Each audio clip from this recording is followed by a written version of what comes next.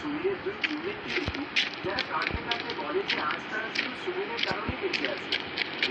সুনীল বলে যে এমন কিছুই নয়, আমরা আজ বেঁচে আছি কারণ ঠিক সময় পর ঠিকানা জীবনে বেঁচে গেছি।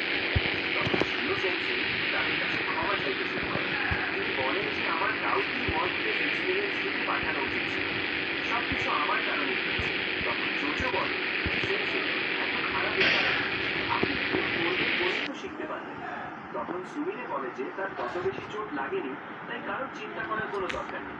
তারপর সে জিজ্ঞেস করে ওরকে আর বাকিরা কোথায়। মেয়েরা কি বলতে শুরু করে, ভালোই হয়েছে ওরা এখানে নেই, ওদের মতো চেঁচামেচি করা লোকেরা এখানে থাকে।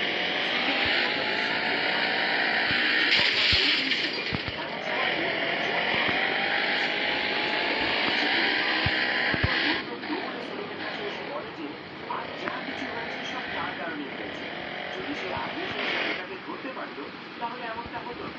কিন্তু সুমিরে কিছুই বুঝতে পারে। সে বলে